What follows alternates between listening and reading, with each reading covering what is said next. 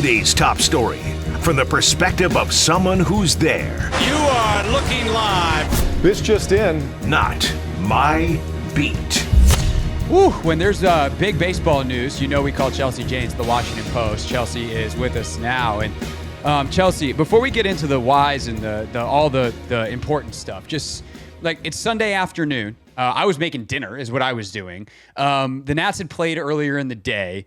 The MLB draft is a week away. We're almost at the All-Star break. When you got the call from whoever it was from, whether it was a source, whether you saw it from someone else, whatever it is, how you found out, what was your, like, as a human being who is covering this, what was your reaction to the news that Mike Rizzo and Davey Martinez got fired yesterday? I was just shocked. My stomach dropped, I think, because I hadn't expected it, and it was so... it's probably one of the biggest things that's happened to the Nationals in the time I've paid attention to them. It's just a huge shift, and it happened, I would say, very suddenly. So, yeah, I was just kind of like watching another game and saw it, and just kind of, I was like, I had to stop for a second because I was just kind of so shocked by it. It's so incredibly shocking, yet so easily explainable, which is a bizarre thing. Like, if you're not following this to try to explain to people, it's like, no, like, of course, like, they're bad. They've been bad for a long time. This makes all the sense. But I thought Barry had a great line in his column. I'm sure you read it and have seen it. And if not, you guys have talked about it. Of Rizzo and Davey both felt really comfortable. And he noted that at spring training, that it felt like everyone felt a little too comfortable. And the reason is because this group has been together so long. So ultimately, what shifted here that the Lerners decided to make this move, and especially right now, a week before they have the number one pick in the draft? We don't know for sure. But everyone was so comfortable that, there were people in the organization in spring training wondering, like, what short of just sort of a literal, like, crime being committed would force change in those two roles, because they've been there a long time.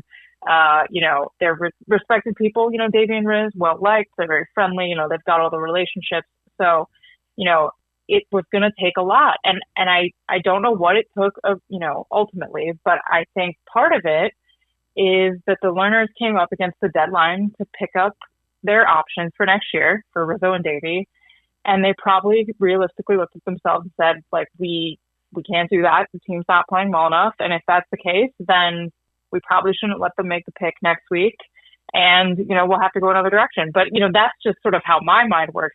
We really haven't seen the Lerners sort of do things logically before. So I don't know if that's what they were thinking, but I think you could see that rationale. Chelsea Janes, Washington Post, with us here on the Hoffman Show. Do you think that Davey's presser about a month ago, where he said, oh, it's on the players, and he walked that back in fairness to him, but that felt weird, that felt off, that felt different. Do you think that had anything to do with it, and whatever may have happened behind the scenes after those comments? I do think it had something to do with it, but only in the sense that it was embarrassing.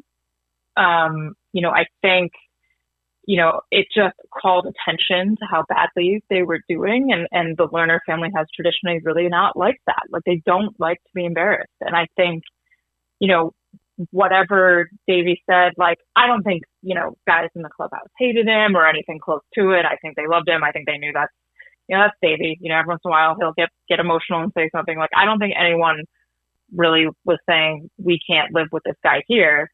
But I also don't think he was, a particularly inspiring figure for them. I think he was just part of the furniture at this point. And so something had to change. But I don't think the Lerners looked at those comments and said, this is a fireable offense. I think it was more like it brought attention to something that was negative that they had kind of been ignoring. And then they sort of had to reckon with the fact that people were criticizing their franchise as much as they have the last few weeks. So when we talk about fairness in terms of people getting fired, it is like the most heinous and cold thing we do in sports media. But ultimately, I guess there's a part of it that's like kind of our jobs is to look at a situation, give our best analysis, do as much homework as we can. So I am acknowledging the human side of this on the front end of the question, Chelsea, and to whatever extent you want to feel comfortable doing the same, especially you knew Mike and you knew Davey from years of covering them, by all means. But you talk about like the blame for the Nationals' failure and doing a job that is up to the par of keeping the job in an incredibly competitive industry. How did Mike and Davey actually do at their jobs, let's say post World Series? We know what the record is, but also like a lot of blame gets thrown at ownership or at other things. When you look at their role in it, like how much culpability is there? Yeah, I think that's one of the reasons this is surprising is because it wasn't super easy to point the finger at any one of them individually or even together. I mean, obviously a franchise is doing poorly. The manager and general manager are culpable, but also, ownership has given them almost nothing to work with since the World Series. They pretty much mandated a tear down of the roster that won the World Series and then didn't give any financial resources with which to build it up. So yes, I think firing the manager and general manager gives you a chance to have a fresh start and set a new direction, but the direction was set by ownership. And I think that is important to remember. That being said, I think was pretty clear that, like I said, I think Dave Martinez had become part of the furniture. I don't think that means he was having a negative impact. I just don't think he and his coaches were making people better or getting messages across. I think it was pretty clear from sort of the way they didn't take any steps forward this year as a team that they needed a new voice in there. So that one makes sense. Rizzo, I also think you can look at and say this makes sense. The roster's not there. We're in year, 4 or 5, 3, 4, 5 of this rebuild, depending where you started. And we're not seeing the leaps forward that we want to see. I mean, James Wood looks great and we're not even better, So I think you can look at both of them and think there's a reason to fire them and reason to believe things will get better when they leave. But they're, firing them does not guarantee that things will get better. And that is the problem that ownership poses to this franchise, is that you don't necessarily trust them to make the right moves in situations like these. So let me ask you this to try to get some context here for those of us that are not locked into every team baseball-wise, which would include the question asker here, me. If you compare like the resources that the Nationals have compared to a team like the Rays, who are consistently competitive despite not spending very much money on payroll, if not spending much money anywhere, like, how do those two teams compare in terms of what they put into it, how they spend resources, and kind of what's available to build a winning team? Yeah, so the Rays are geniuses because they don't get much from their ownership either, but what they do, they allocate to player development, to data, to analyzing. When people say analytics, there's a lot that goes into that, but one of the things the Rays do is they just analyze player performance to the point that, they're acquiring players that fit their exact idea of, say, how a catcher should frame pitches. Can we make this guy our kind of catcher? They have analysts dedicated to, for example, just catchers, just how to make them better at the tiniest thing. So not only coaches, but people in data who are looking at this stuff and thinking about it as their jobs. With the Nationals, there are people in data and they are looking at how to make people better and they are doing their best. But there's not this huge sort of emphasis on every little detail of a player before you acquire him, as you develop him. It's just more old school where it's, you tell them these things and yeah, they have the information, but they are not obsessing over little things, I think, the way successful organizations these days are. And maybe that was a winning formula even 5-10 years ago. I mean, clearly it was. But the way things have changed, you just can't cross your fingers and hope people get better. You have to work with them. You have to, mold young players into exactly what you want them to be or cut bait. And the Nats just haven't done that. So is that part of it, like Rizzo, even in some of the stuff I was reading today from across the baseball world, like he's described as an old school kind of guy. Is that a Rizzo driven thing, or did Mike at times go to ownership and say, I need this or I want this, and was told, no, we're not paying for that? I think both. I think we will never know what the Nationals player development staff and stuff would look like without, if it hadn't been Mike Rizzo for the last few years. But he did he did overhaul, a lot of their player development staff. They really have started incorporating all the technology that everyone else has when it comes to, analyzing pitching spin and stuff like that.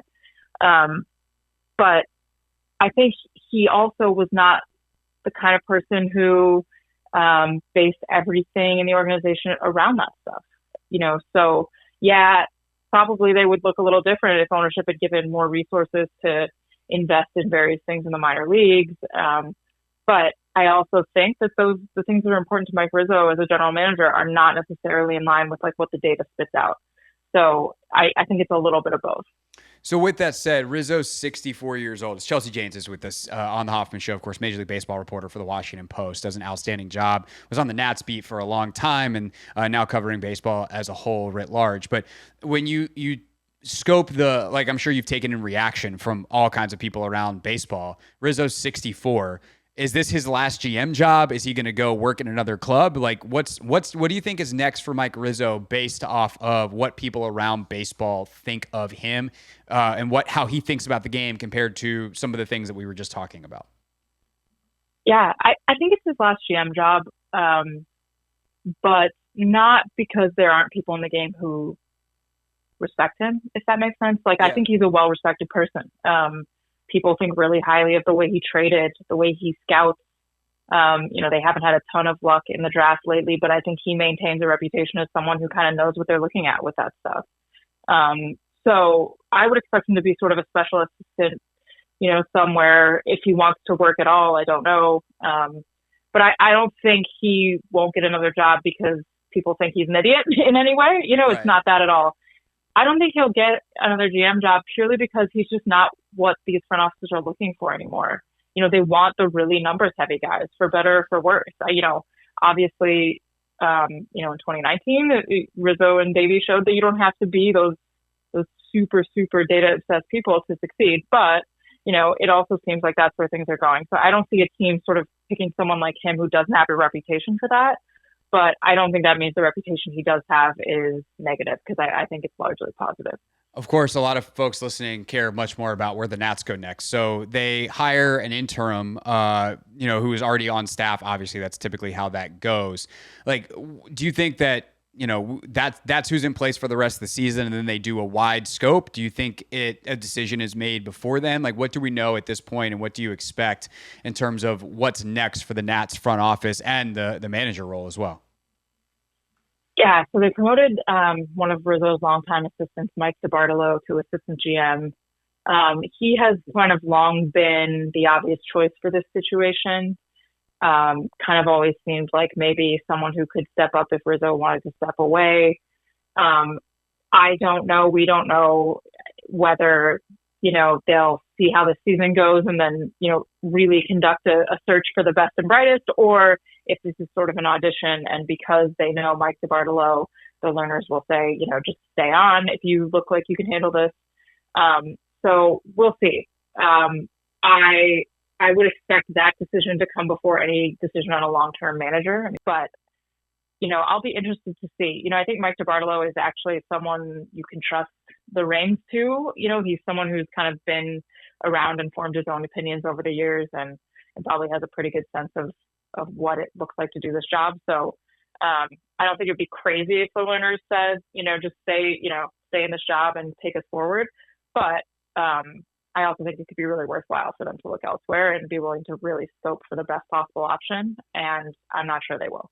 Yeah, even if you have this is true if people that are running businesses are listening, I'm sure they're hopefully going to nod along here.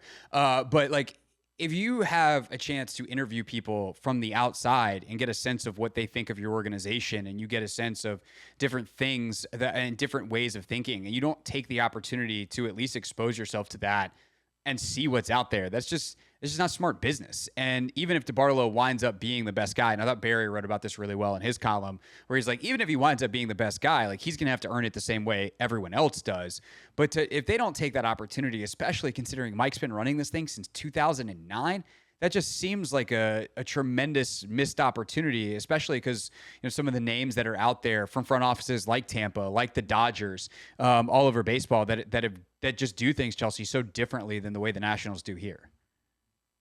Yeah, I mean, the problem with the best and brightest, though, is they cost the most, and that's not something the Lerners have been traditionally willing to do. So if you can get, a pretty good option who's going to be a first-time GM and happy to have the job, you're they might lean toward that over the best possible option who's going to want, 5 to 10 million or whatever it is a year. So I think we'll learn a lot about how committed to winning the Lerners are by how they make this decision, which isn't to say I don't think, I think Mike DiBartolo can win, but, I just think we'll know about their seriousness from how they approach this because, I think in most cases you'd really want a new outside voice. In this case, I think that because Rizzo was such an overpowering personality, there are people in the room who think differently and could create real change without him making the final decision. But, it would be extremely silly, I think, for them to miss the chance to really see who they could get. Yeah, of course, they can also bring in an outside voice from the managerial spot as well. A couple more here for Chelsea Janes, Washington Post, Major League Baseball reporter. And the Lerners obviously are at the center of this story as much as anybody. And they put out the statement, whatever, a couple months ago, where they're like, nope, we're not selling the team. We're committed to winning, blah, blah, blah, blah. Have you seen any changes since that statement in how they do business or any signs that, hey, we're getting close to reinvesting in this team in a more serious way like we did when we were, at the top of the NL East every year and trying to make runs and ultimately did make a run to the World Series? I haven't seen any signs that they're willing to add a lot of payroll. I have not heard about anything from agents that indicates that they are suddenly gearing up for the Nationals to be really active this winter. But I also hadn't heard anyone explicitly rule it out. I don't think anything about what they've been doing indicate, even the jersey patch, which they're going to get a lot of more money from now, or a decent amount of money from. I don't think that changes the equation that dramatically. But, no one has said, we think we're not going to get a chance to spend next year. And, I think even Rizzo at times was like, this feels like the year we need to spend. And so it seemed as if he were optimistic that maybe that would happen. But I don't think anyone knows for sure. And until you see them do it, I would always probably not get one's hopes up. What about the possibility of them spending on some of the other stuff, though? Like payroll is one thing, but you can be a lot more efficient with your spending if you spend a couple $1 million on R&D versus, pitchers, especially like good ones, they cost so much money in payroll. So do you think that there's a chance that at the very least the Lerners would be willing to try something akin to the Rays model, even if they're not willing to go big on free agency? And then I have one more on kind of the payroll spend in the draft before we let you go. Yeah, I don't know. I think it depends how they approach the GM search. I think if they do a GM search and are blown away by someone who says, hey, you don't have to spend, we'll win. It's very hard for me to imagine them passing that up. So it might just be a question of whether they trust someone to allocate funds into the R&D stuff. I wouldn't rule it out, especially if they see someone presents that to them credibly as a cost-effective measure long-term. But I don't know. It'll be really, really interesting to see. I think they need to do that, but I don't know if someone will be able to pitch them on it in a different way than has been tried previously.